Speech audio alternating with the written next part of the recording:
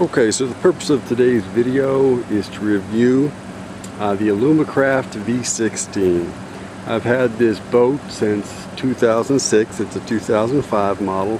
Bought it new and used it for an awful lot of fishing and tubing, and spent a lot of time on the water in this boat. It served us very well.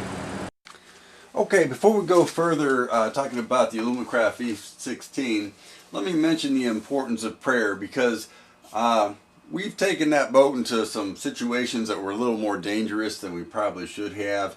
And the boat has handled 3 to 4 foot waves, even 6 foot rollers in the Gulf of Mexico, and everybody survived, but it was very uncomfortable.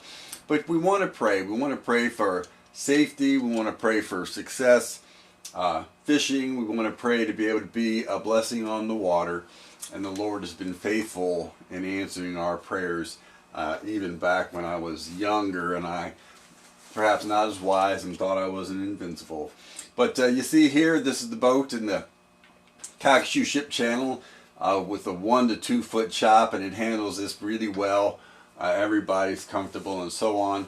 The boat's been safe in rougher waters than that, but I wouldn't use the word comfortable to describe it once you've got more than about a 1 to 2 foot chop. There's also, it's one of the roomier boats for a light aluminum boat like this. It's got room. 3 adults is really easy, and you can put a 4th adult in there if they kind of like each other or are comfortable around each other. There's another seats about at this level right here. You can have adults 1, 2, 3, 4, or sometimes, depending on what's on this seat, sometimes 2 adults can sit side by side in this bench. It has bench seating, as is common in these smaller aluminum boats. Another view of the boat, outfitted with lots of rods, lots of rod holders. Going fishing in South Louisiana. Great boat for fishing in South Louisiana. Just a picture of a big drum with the boys when they were younger, caught in the boat.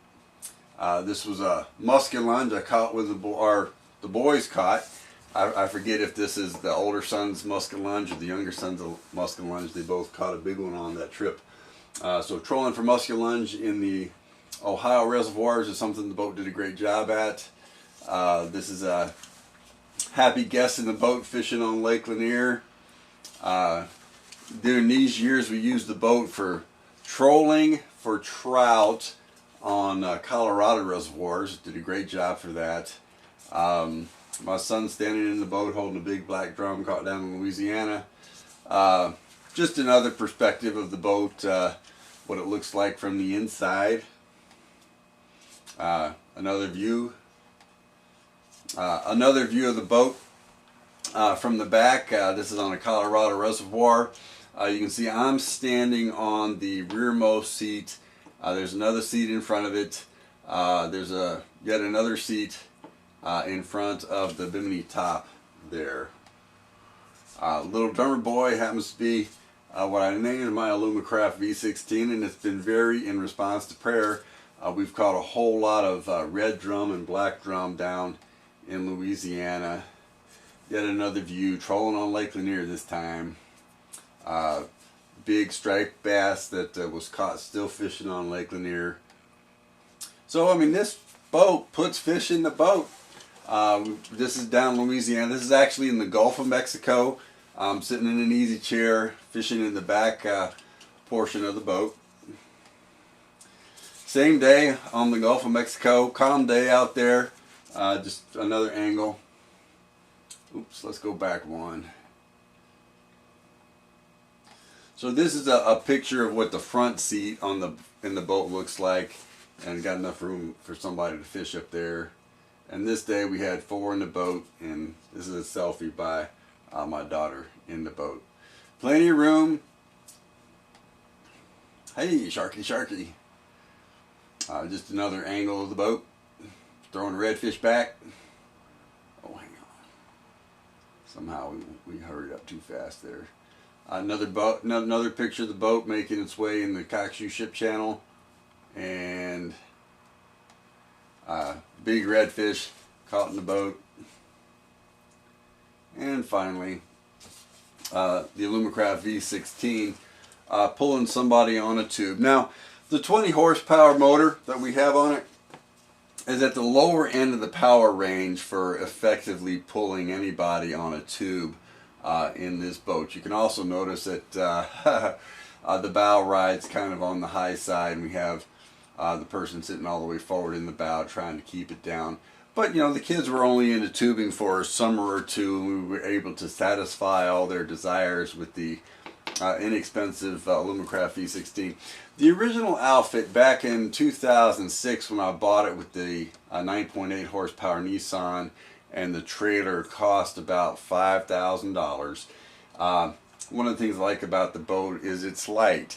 The boat itself only weighs about 300 pounds, and then another couple hundred pounds for the motors and gear and stuff of this sort. But the bottom line is you can pull it with a relatively light vehicle. One of the reasons that I still have the Alumacraft V16, lots of people at various points in time say, hey, I'm going to get a bigger boat. So I looked into getting a 20-foot boat, more room, more horsepower, more comfortable in rougher seas, and so on and so on. The reason I didn't was not only because the expense of a boat, owning and operating it, pretty much scales with the horsepower of the motor rather than the length of the boat. But at some point I realized that I need a bigger tow vehicle to comfortably tow a 20-foot boat with, say, 80 horsepower to 100 horsepower on the back.